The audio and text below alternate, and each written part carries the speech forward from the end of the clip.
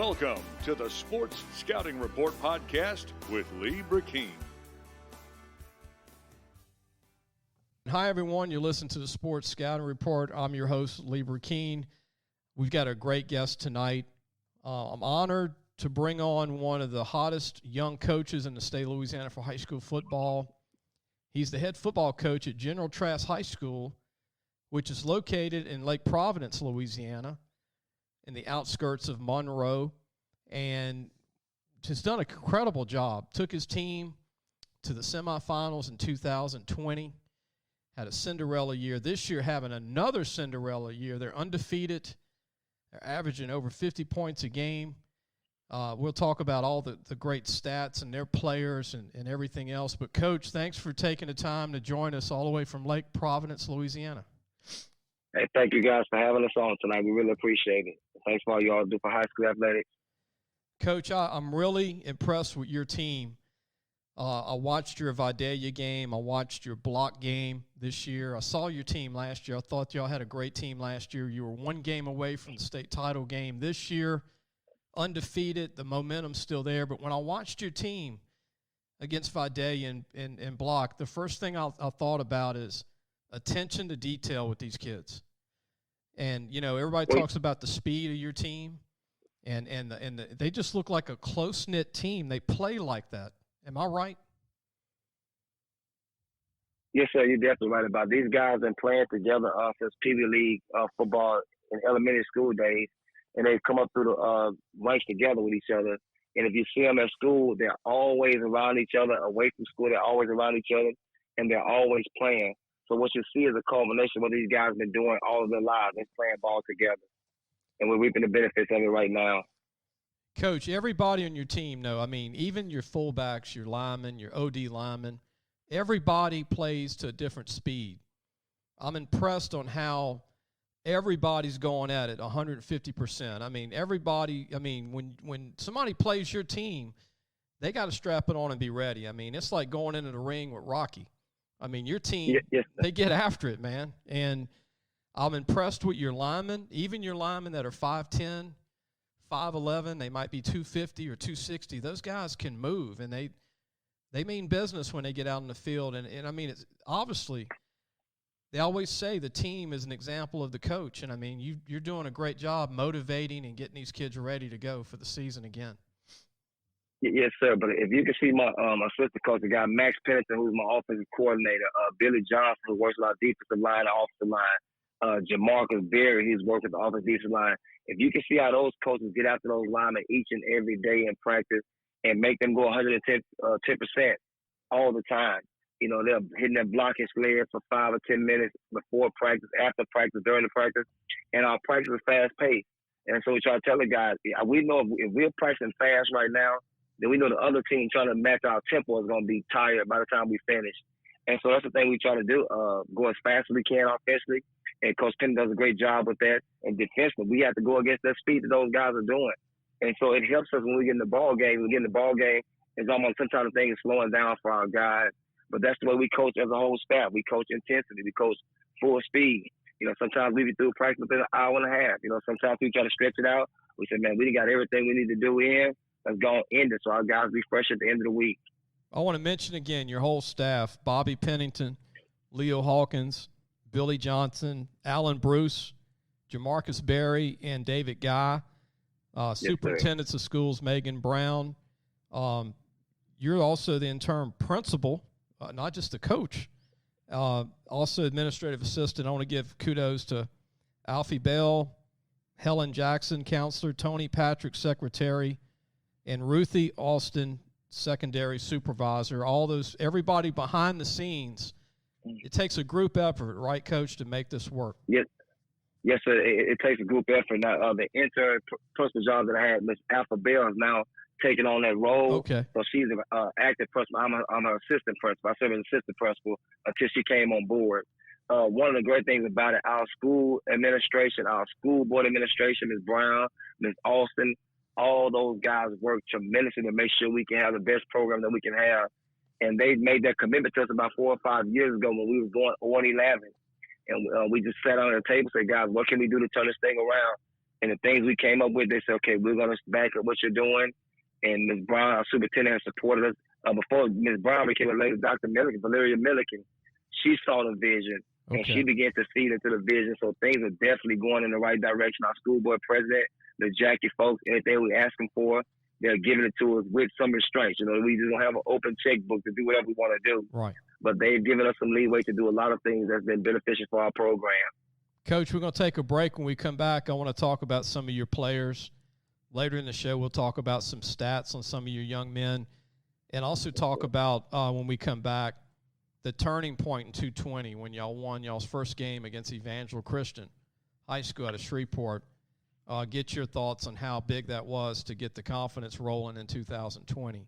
We'll be right back with more of head football coach Toriano Wells from General Trass High School in Lake Providence, Louisiana. We'll be right back. Listen, whatever you're driving right now, Tommy Harvey wants it. Bring it in to Harvey Subaru, Lexus of Shreveport, Bossier City, or John Harvey Toyota.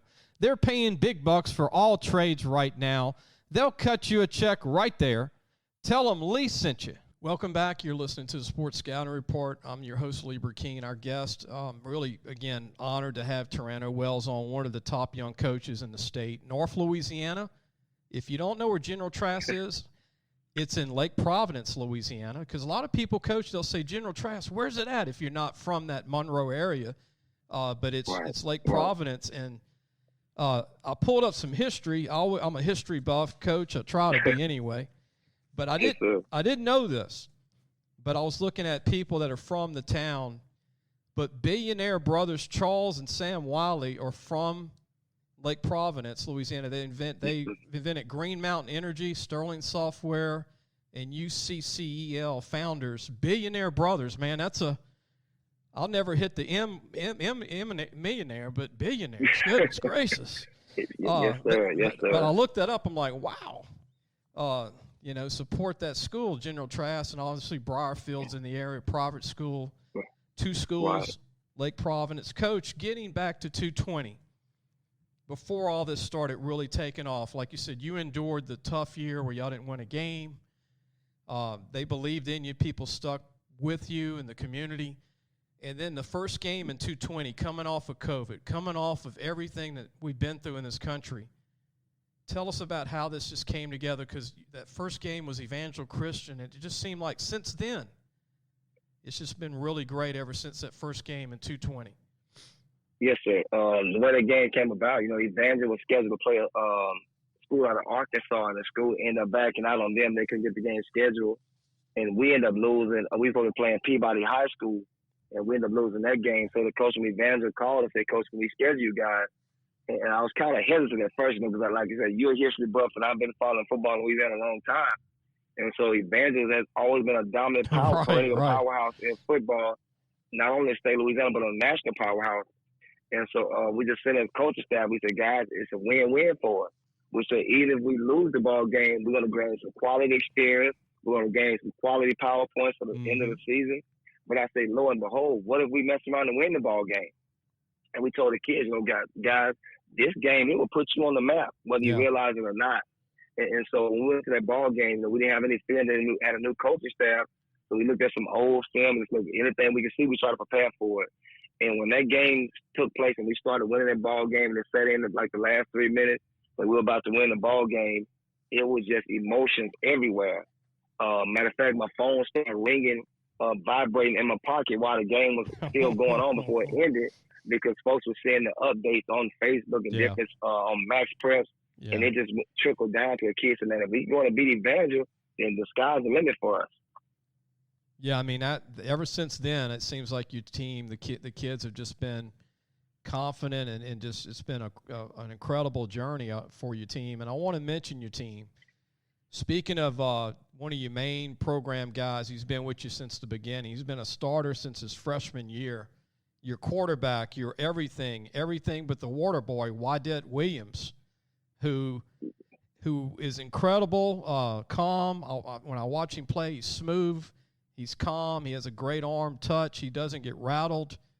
He's 6'2", 184, a sleeper prospect at many positions, if not quarterback. But talk about how much Wadette Williams means to this program and he's a senior this year for you and the team.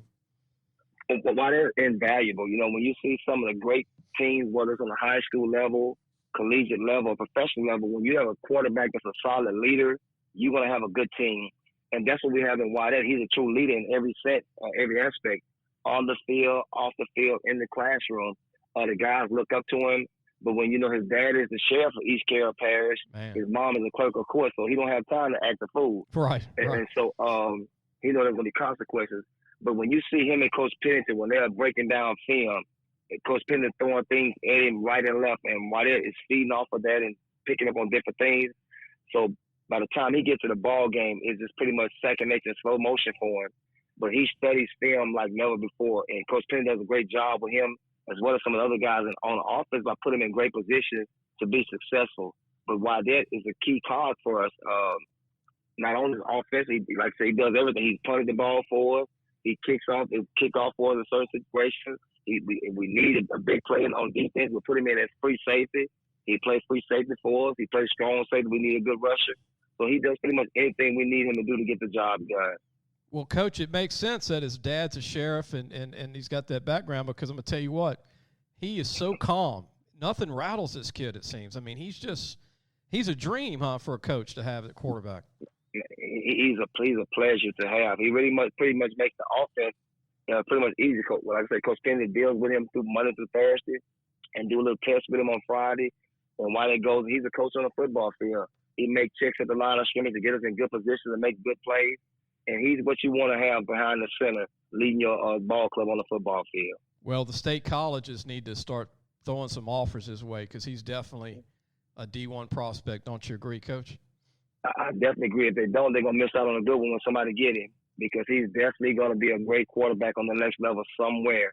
And so if any schools are out there that hadn't considered him, I strongly urge you to come to Lake Providence, Louisiana, and look up number 10, Whitehead Williams Jr. as a quarterback prospect. He's got the it factor besides the height and weight in 40. Another big-time player for you that's been a starter for you forever is Stephen Everfield, your tight end / receiver, DN, outside linebacker, 6'2", almost 190, very athletic, Coach. Another player, number 7, jersey 7, does everything for your team, it seems, too.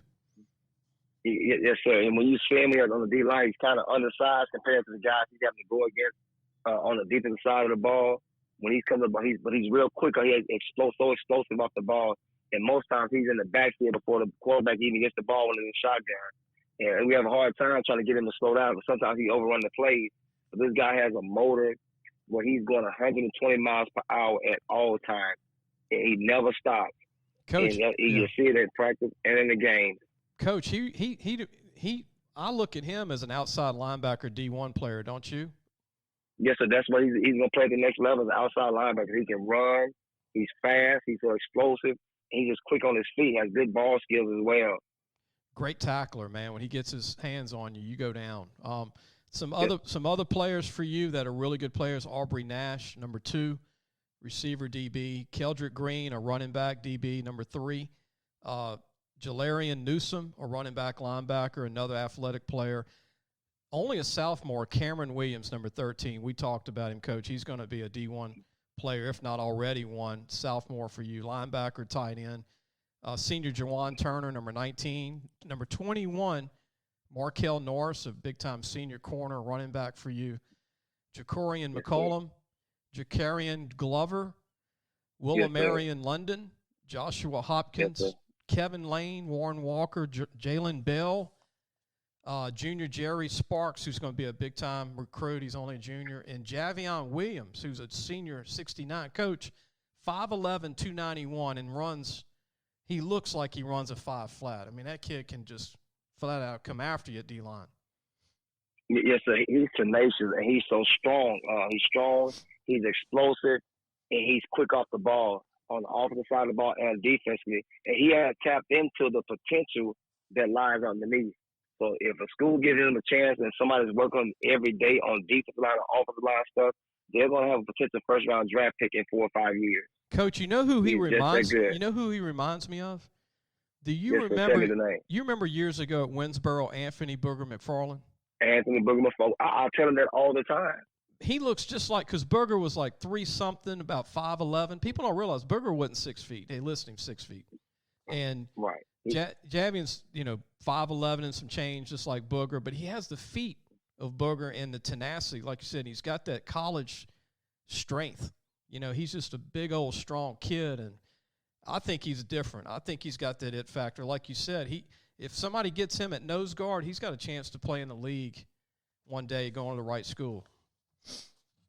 Yes, sir. And that's why, it's funny that you said that, because we tell him all the time, you remind us of Booger McFarland, with his body type, his build, and his explosiveness. And he's starting to we had him actually look at Booger McFarland on YouTube a couple of times to see what type of player he was when he was in high school, when he went to LSU, and then in the NFL with Tampa Bay. So he's seen the things that McFarland was able to do. So he's starting trying to mimic some of those things in the ball game. But that guy, he's so explosive and he's strong. He is a really strong ball player. And when he comes off the ball, he sometimes is bench pressing those guys on offense as well as defense on the line and clearing holes for Kelvin Green, who's a running back, Markel Norris, and giving Wyatt Williams time to throw the ball. Well, Williams, the one thing I noticed too, Coach, like you said, there's no fat on this 291-pound kid. No, so he's solid. He's well put together. Warren Walker, who plays O-line, D-line for you, could be a fullback, I think, in college at 257, 5'10". He's unique too, huh, Coach? Yeah, yes, so he is. He's real fast. He had a knee injury last year, but he's come back from a knee injury real good. He's healed well. He's done pretty good for us. And we actually have a package on offense where he goes in at fullback. Okay. We call it the tank. So we have some big guys in the backfield. He actually gets a chance to run the ball in a certain situation.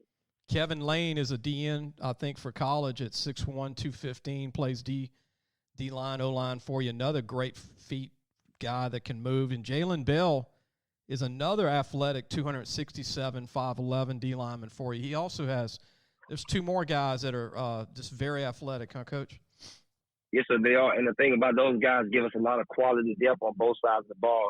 Last year, we had some guys, but we went deep depth-wise. We have a lot of depth. But this year we had a lot of depth that we can utilize on the offense and defense side of the ball. And like those guys you mentioned, like Jyree Sparks, Jalen Bell, Kevin Lane, those guys are interchangeable, whether it's on offense or defense. And that's how we've been able to be so good, just getting those guys in and keeping a solid rotation going with our linemen up front on both sides of the ball. And you got two skilled guys. I hope somebody gives them an opportunity in college. Number 19, Juwan Turner, as a safety or a slot receiver.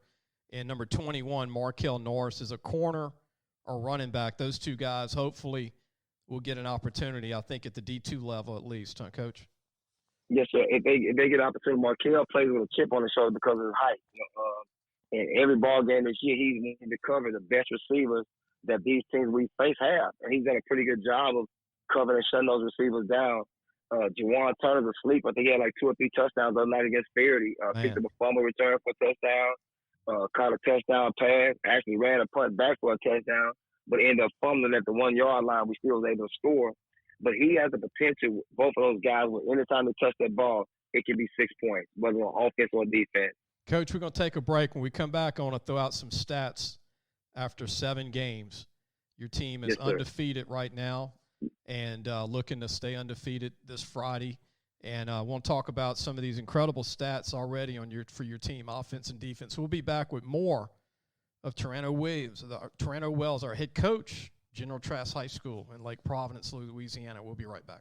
If you need a paint job or repairs to your vehicle, go see Madine's Collision Center located in Baton Rouge, Louisiana on Kincaid Avenue. The number to call is 357-7983. That's 357-7983. Your Baton Rouge Accident Advisors. Welcome back. You listen to the Sports Scouting Report. I'm your host, Lee Brecheen. I'm really glad that we have the head football coach at General Trass, one of the hottest programs in the state the last 2 years. Toriano Wells, the head coach. Coach, speaking of your quarterback, Williams, I want to brag on him a little bit. Passing, he's got 854 yards, 50 out of 80, 10 touchdowns, only 1 interception, and he's run for 565 yards, 3 touchdowns. We still got probably 5 or 6 games left. He's on his way for another 2,000, 3,000, maybe 4,000 total yards on the season. What really stuck out to me is on defense, it's amazing. You already got 235 solo tackles as a defense. You've already got 6 interceptions. And, Coach, the sacks, it's amazing that y'all have close to 30 sacks on the season already as a defense. Yes, sir. One of the things we're trying to be is more aggressive on defense. We have an offense that can score a lot of points. And the thing we always say, guys, if we can go 3 and out and create turnovers, it helps our offense out. And even better, we can score points. And we've been able to do that each ball game, score a touchdown either on the defensive side of the ball or special teams. And when you mention those sacks, we're very aggressive. We blitz a lot. We do a lot of line stunts, man coverage. We mix in some zones.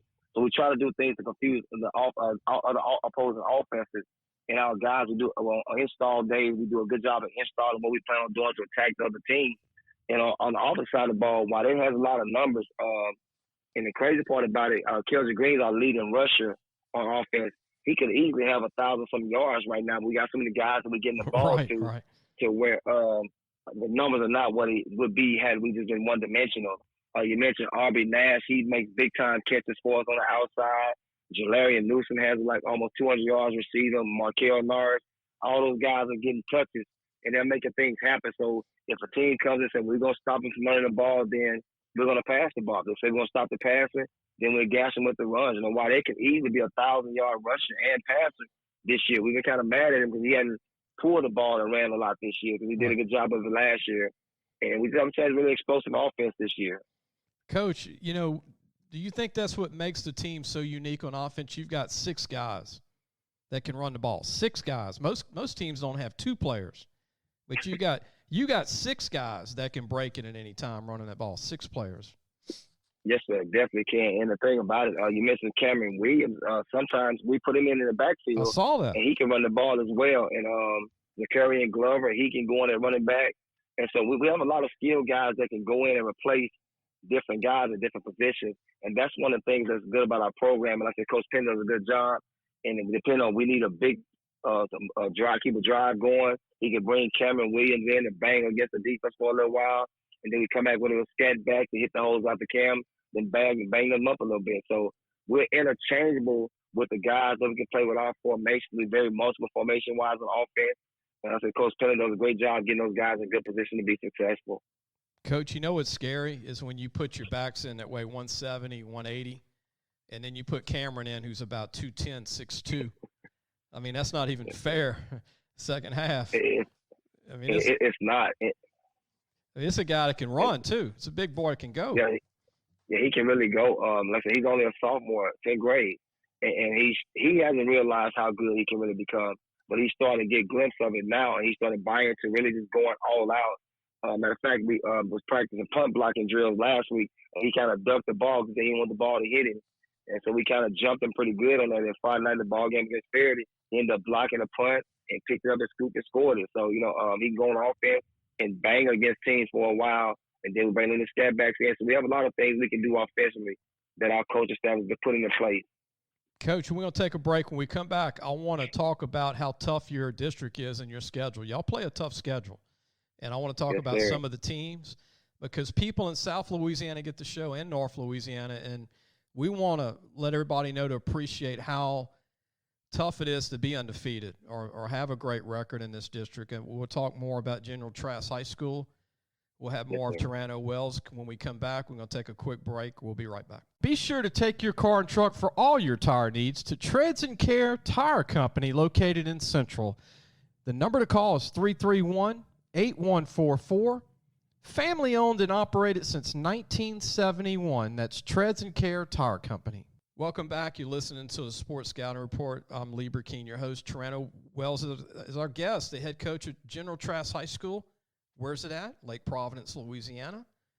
I always say Metro Monroe, not Monroe, but Metro, right? Just like Faraday is not in Monroe, but it seems like all the teams are going to be playing in that area, right? Sicily Island, Bastrop.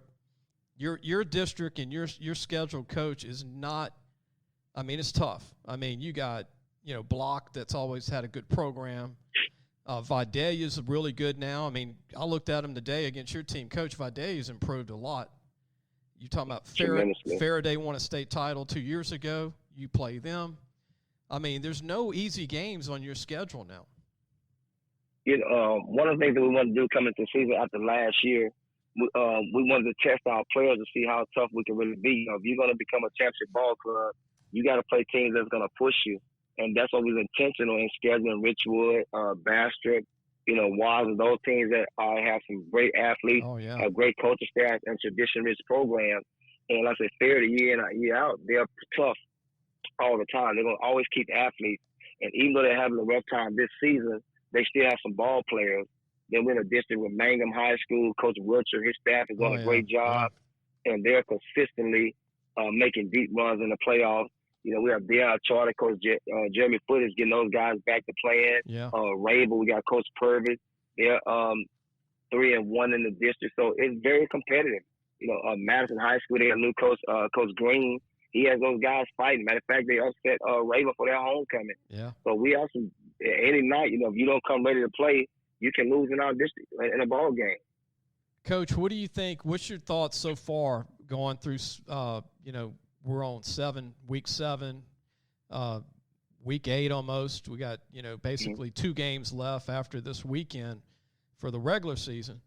But from seeing the Monroe teams and teams in your area, what is your thoughts on who has been the toughest, most talented team that you've faced so far, or who you've seen, if people are listening tonight, for North Louisiana, that in your opinion, your thoughts, who are some of the tough teams that you saw that are going to be difficult, that you don't want to play maybe in the playoffs? Well, Oak Grove is going to always play them in a scrimmage game every year to see how tough we're going to be against those big guys up front that they have. They're going to be. They had lost a couple ball games early in the year, but it was against some top programs, and they're going to make a deep run in the playoffs and possibly play for a state championship again. They're always good. OCS, I know we're not in the same division, but if it was those teams you don't want to play, they look pretty good. Sterling is always tough. And Double A, in order to win a state championship in Double A, you got to go through Manning High School. And we're watching them and see what they're doing. But we got to play Mangum High School Friday. They're in our district, and they're going to make a deep run in the playoffs. So it's the stage is set to have some pretty good ball being played in Northeast Louisiana in the next couple of weeks. So those are some teams that stands out. We played against Washington High School in 7-on-7, and those guys have played some teams that played them pretty tough this year. But we saw that those teams are going to be good in 7-on-7 competition. So our team has been tested, on Friday nights, but we also test them during the summer. We're scheduling 7-on-7 against teams that can really play some good football. Coach, that's the point you made is really, really good. Like you said, y'all going to be ready for if y'all can get to the semis. You're not going to face anybody better than who you played in during the season. Like you said, you going against the teams that you like Mangum. I don't think you'll face a better, team than what you faced during the season than a Mangum. Mangum's pretty good, like you said. I saw them play. They're big team, got a lot of speed. That like I said, if you can get to the semis again this year, y'all can be ready, and hopefully it won't be a Manny game again, right? Because you played Manny last year, right? Yes, we played Manny last year. Yes, sir. Maybe it and could they whooped us pretty good. But maybe it'll be a different opponent because they're good again, and have someone else to play to go to a state title game. Somehow maybe y'all could be on opposite ends of the bracket, right? Somehow. Either way it goes, we got to step up and play. So we have to play them before the state championship game. So be it. And that's one of the things that we try to schedule. Even we put the score that Manny beat us last year, 83-36 in our weight room. So every day the kids go in the weight room, they see that score. And one of the things we want to tell you don't ever want to leave the field losing that bad again. And that's been a motivating factor in the off season. And that's what we love about this group. And the coach staff always talk about how this group work when you're not even around. This group work when you don't tell them to work. We have to even sometimes tell the kids to go home because we have to go home at the end of the day. If they want to stay out and throw the ball after practice is over. But it's something as coaches that we love as a staff. We love to see our guys out there taking this and do things on their own. But like I said, we have to make them go home sometimes because we got to come back and start tomorrow. But, we try to prepare them for the playoff run. We're scheduling a tough non-district schedule this year. And we're starting to see some things happen that we knew could happen, but it happened sooner than what we was expecting.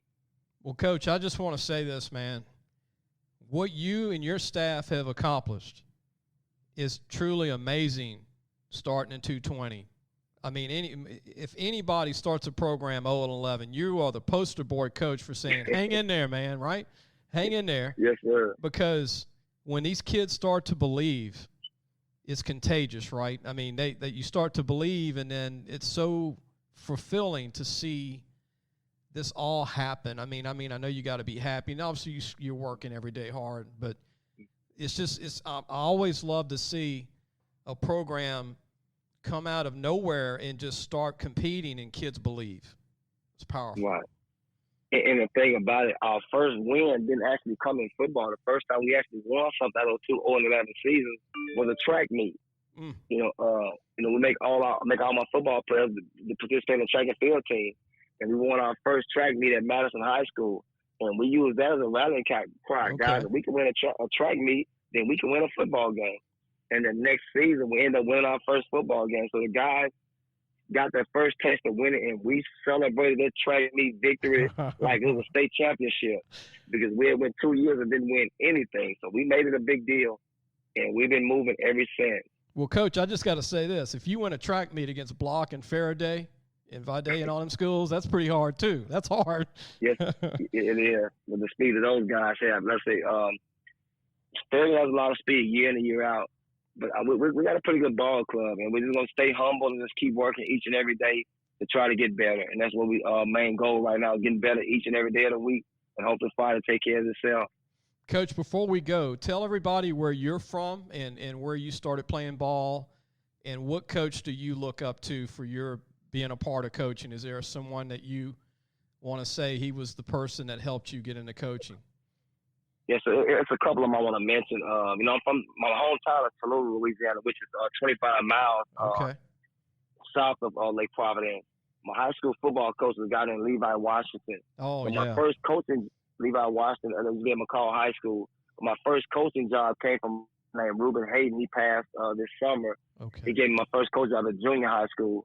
But some of the biggest influence coaching-wise is my first football coach, Cardale Jones, Alonzo Stevens, who I worked with at Vicksburg High School, Warren Trimble, a guy that I really learned a lot from by far as organizing practice and how you conduct practice, was a guy that everybody may know, is a guy named Stephen Fitzgerald at Washington Christian School. Oh, yeah. Working with him with the Interstate 20 All-Star game, and just sitting down and just picking his brain. We going on and laughing, just saying, Coach, what can I do to turn this thing around? And he really took out a lot of time to just sit down and just show me different things that they do. As far as practice-wise, in the weight room, game, they have the different things they do. So I've learned a lot from Coach Pettit, Max Pettit. We sit down, he's a head coach. We share things that when he's at Farmerville that they used to do. So I try to pick up something from everybody that I've been around. We attend a lot of coaching clinics and find things. But I learned a lot from Coach Fitzgerald with practice organization. Coach Cardale Jones taught me how to treat kids like they're your own. A guy that used to coach in Lake Providence, Coach Frankie Collins. One of the things he told me, he passed this past summer as well, a couple months ago. He told me that, Coach Wells, make sure that these kids know that you love them and do everything you can to show them. He told me that when your kids may not have a meal, feed them. They may not have clothes, buy them. And those are some of the things that we did to get this team where it's at now, to becoming a family. But the entire East Carroll Parish, Lake Providence Panthers, the General Trass Panther fan base, we call it Panther Nation. They're all across the United States. They've been calling back in, saying, what can they do to support the program? The outpouring of support and love from our fan base is crazy. Sometimes when we go on the road, we have more fans than the home team do because of the way that they're following us. So we're truly appreciative of that. I want to mention this, Coach. Condolences to the coaches that passed. We lost too many good men this past year in coaching, haven't we, Coach? We've lost too many. Too many. And I'm just thankful for coming across those guys' past. I know in order to go to heaven, you have to die. But we hate to lose those guys because they had so much knowledge, wisdom, and understanding they imparted it to us. And you hate to see them leave because you want some other guys to get some of the things that they gave us. So it's up to us right now to pour what we got from them into somebody else. Yeah, well put, Coach. I want to give you some kudos about your game this Friday. Tell everybody where it's going to be, what time. We can help you sell some tickets, Coach. Tell everybody it's going to be at Mangum or at General Trass. It's going to be at Mangum High School at 7 p.m. The admission is going to be $10. If you want to see a great ball game, I strongly urge you to come to LeBron Field and watch Trass High School take on the Mangum Dragons at 7 p.m. It's going to be a great game, Coach. Two great teams, yes, sir. Two great coaches. Yes, sir. I don't think there'll be an empty seat in the house, huh? I don't think so. Well, I don't think so. I don't think there's going to be anybody left in Lake Providence Friday night as well. Everybody's saying they come. Oh, man. Well, Coach, thank you for taking the time. I know that me and you were taping the show. It's going to play tomorrow, which is Wednesday, which they'll see this as Wednesday, but we're doing it Tuesday night. And I know you're just getting off of practice. And, again, kudos to you, Coach, you and your staff. You're doing a wonderful job. Thanks for taking the time. Don't go anywhere. I'm in the show. Coach, don't go anywhere. We'll get right back. Be sure to go to lafootballmagazine.com. You can still get your preview magazines. We sent one to Coach. You get a South copy, a North copy, or a digital. Go to lafootballmagazine.com. We'll see you on Friday.